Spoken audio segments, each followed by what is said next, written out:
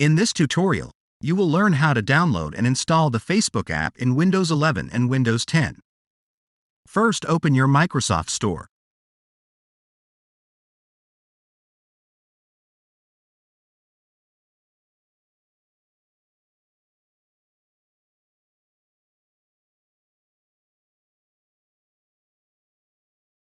Search for Facebook.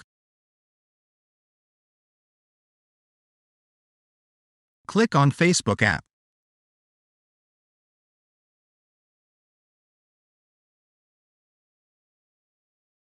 Press the Get button to start downloading Facebook. Wait for Facebook to be downloaded and installed.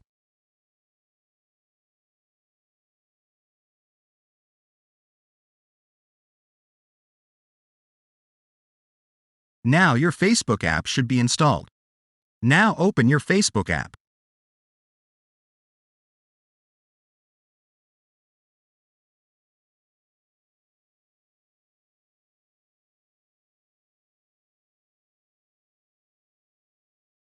Now type in your Facebook login info.